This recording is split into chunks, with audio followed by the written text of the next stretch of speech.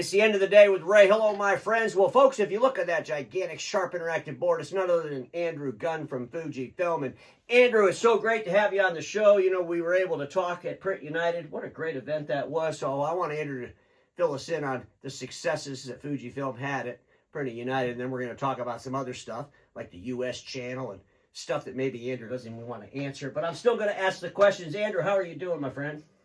I'm doing well, sir. Always good to be here. Good to see you. It was great to see you at Printing United, and wish we had more time together. But I think the good news that came from that was it was a busy show for not only Fujifilm, but I think the industry as a whole. And yeah, it was a very productive event. It's, you know, those events just amaze the hell out of me. You know, when you look at that, especially some of that industrial print stuff and what we're doing with technology is totally amazing. And you know me, I've been a big inkjet fan. That's something I'll beat you up on. When the hell are you going to get more inkjet, especially like in that production business space? It'd be nice to see some of that. Is that coming? Is that something you can share? Well, I can't give away everything, Ray. I mean, I tell you a lot of stuff, but I can't give away everything. But I will say, you know, what we did announce the new Acuity TR with Aquafuse, which is an entry-level production-wide format device powered by Aquafuse, which is a very kind of cool, and people are like, well, what is Aquafuse? Aquafuse is this very interesting kind of groundbreaking ink set that we use, which it gives you the look and feel of UV ink, but delivers it at a water-based speeds. There's no dwell time, high quality, high color, a lot of pop, and I say it's, you know, near photographic level quality. So we were, you know, announcing that from an inkjet perspective, but the rest will have to make you wait there, Ray. Well, I think as more people use it, as more OEMs like yourself get into the space and realize, I mean, we got to do something because we got to alleviate some of the service that we have in the marketplace today, especially in business print with an aging tech force and all of that. But boy, that just leads right in. U.S., you know, I've been kind of beating on you, Andrew, a little bit over the last couple of years about this distribution in the U.S. Where are we at with the dealers? You know, we had some kind of big press releases about a year ago, and it seemed like it kind of went flat. So, of course, I did an episode and said you're not really pursuing it because you're going to buy Conicum. You're not going to tell us anything about that. But, you know, where are we at with that? Is Fuji still dedicated to come in here and build a channel? Or are you going to go direct? A lot of people starting rumors that you're going to go direct. I think that's nonsense. I don't think you would go direct. So fill us in a little bit on the channel distribution here in the U.S. Yeah, no, fair question. I think last time we were together, you asked me the question. I think I gave you a bit of a half answer because we weren't quite there yet. You know, we came to the channel space with a production-led offering, a production toner-led offering with the Revoria family and the Appios, you know, about a year ago. You know, we've been getting into the channel and growing it. But as you know, the channel's not all production, right? I mean, it's only the, you know, if you look at it, the pie, 75% of it is requiring A3, A4. So, you know, we led with the production stuff. But of course, since then, we've, you know, we're developing our A3, A4 strategy, which will be channel-led coverage. So your intuition serves you well, really. So we're going to emphasize that indirect sales for a broader reach there.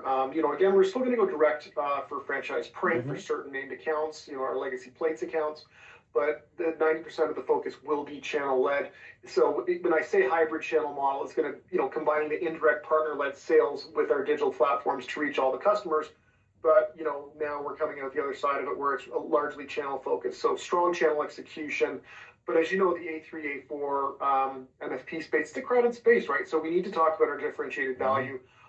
You know, obviously in that space, and with that, it's going to require things like smart intelligence, you know, better secure protection, sustainable design, also the, you know, the adaptability to what the market requires, you know, with simple things like, you know, user interface, simple user interfaces, customized workflows, the ability to pivot.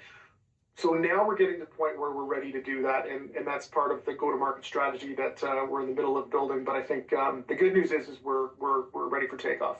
Well, that's good. I mean, by the way, I was just looking at your financials for the second quarter. One thing that Fuji has never done is disappoint me.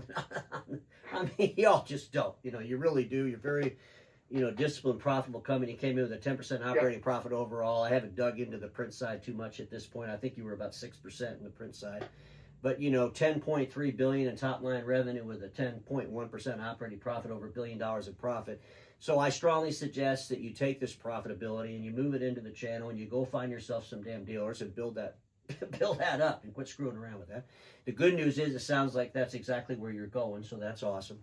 You know, but you know, there's, you know, we always had the you guys have done really well using mass distribution to the end user. We all know that you had a long history with Xerox, and you did the deal recently with Sharp, which Sharp, Yep. they were at Printing United. They're excited about the product. I had Dino on not too long ago, and they're getting some momentum in that. The Caton thing, I don't even know if you want to talk about that. I've completely dismissed that. It's just some kind of a fluke you all did. We'll see where that goes. But I was kind of surprised they said they were going to be selling production print, and I don't think that could probably be Fujifilm stuff. Maybe they're going to get that from somebody else. But do you see any changes maybe in some of the ways that you go to market through dealers that are a differentiator? Because the dealers don't need another OEM. They need an OEM that maybe is going to help them change the game. Yeah, and I think up until now, we've been focused with what we knew, right? So we knew production print dealers, right? Mm-hmm. So they're specializing in, high volume digital printing. They've got a reputation in the space. They can service it. But the three kind of areas that we weren't looking towards that we are now as we create this A3, A4 strategy is looking at IT VARs as well as MPS dealers, right? That's a really big one. When you start playing there, also like things I mentioned managed print services, but also independent office equipment dealers where we've just not been knocking on the door. And I think you called it out right last time. You said you guys are missing out on. I think you said about 70%, if I'm not mistaken. Pretty much. Let's go with that. Did I remember that right? Yeah, pretty much. The TAM for the production is very. It's nowhere near where we are at A4 and A3. So. Yeah. So again, so let's just take, for example, independent office dealers, right? So the core channel for the A3, A4 space is led by it's that small to medium sized business. So we're really putting a focus on that one. Again, we've made some key hires. Tony Aquino, who leads the channel operation, has been making some really good hires there. And then when we talk about managed print services, right? So we want to drive the Fujifilm brand into more corporate and enterprise accounts where, frankly, we don't play directly. So unless you're going to hire a direct sales force for enterprise, the way you need to get there is through the MPS dealer network. And again, that's really where we're focused. I think, the last time we spoke about this, I think like we didn't know what we didn't know. We're now getting to the point where, okay, we understand that where the blind spots are and the gaps are. The goal now is to go out there and execute the 2 to 3 year plan. Well, you got to do it. You got to execute it. We're going to have some challenges over the next couple of years. I wouldn't be surprised to see some of the names go away here and there. And, I think it's companies like Fuji that have the bandwidth, that have obviously the financial stewardship, because you have a respect for profitability, could do a lot for the channel. But it won't be easy. You're not just going to go in there and knock on some dealer's door and say, hey, we're Fuji, sell ours instead of this guy's or this gal's. And, you're going to have that differentiator. And trust me, when I see you screwing up, I'll do an episode and share my thoughts on it. But I always thought, I always thought that you were, we were looking at this from a production standpoint, and that's good. You'll get those dealers, but you got to figure out how to get that bigger piece of the TAM. And, I believe the more people that come in and play with the dealers, it put more pressure on the industry for everybody to perform at or above high levels, which is what we need to do. It'll also help the industry reinvent itself, innovate to where we need to be, because doing the same thing over and over, it's not getting anybody any results, So Andrew, do you got any big meetings coming up around that you're going to next? I know you guys go to a lot of damn meetings. You're always, you do a lot in the graphic space. Are we going to be doing something like some road shows with the business print space? Yeah, I think look, we can't get into. So right now we're in the strategy phase. The tactical phase is going to be coming, forthwith. But right now, like I say, we're in plans. We're even at some meetings in Japan where we're talking about different strategies, about go to market. The whole point is that we want to service that space, that A3, A4 space. In North America, because we've been in the space for a long time with under vendors and as well as in Asia Pacific. But now is the time where we really want to start putting that Fujifilm name out there and in the dealer areas where we're going to do it. So kind of phase one, I can share that with you, is going to be the whole foundation and rollout, and that's the launching the partner program. So adapting our go-to-market strategy to the European one, which is called the Thrive Partner Program, but for North America. We want to sign, and when I talk, I'm talking about the A3, A4 space, but then we want to make sure that we're signing those lighthouse accounts. So, getting up in that small to medium-sized business in that space, and then there's going to be the initial enablement will be some of the things that you talked about, some of those experiential events, perhaps, and then a marketing launch to really make a walk with a heavy foot, as they say, right? So announcing the new channel program. We're going to have like the whole find a dealer type of feature, and then really kind of rolling out that discovering the difference, and to make more strategy with the Fujifilm channel program. But lots more to come out. But I wanted to at least let you know that we've begun the due diligence of getting this stuff from we're thinking about it too. No, we're focused on this the next 2 to 3 years.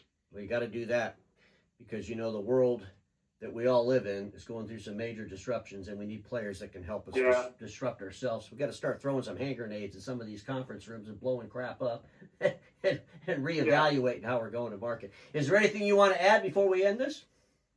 Nothing. Just make sure to check us out online. We've got our new Aspire program that's put out there for the digital embellishment space. We got our new the EC2100 and the SC285 are 2 new platforms that we launched. Those are doing extremely well, so make sure to reach out. And if there's any questions I can answer, please make sure to email me, reach out to me on LinkedIn. And then I look forward to doing our third go around where we're actually live in our strategy, going from strategy to actual tactical action. So I can't wait for that. Sharing more as we get down there. Yeah. I'll help you share that story when you're there, because everybody watching me knows this: status quo is the killer of all that'll be invented. Don't get stuck there. Thanks a lot, Andrew.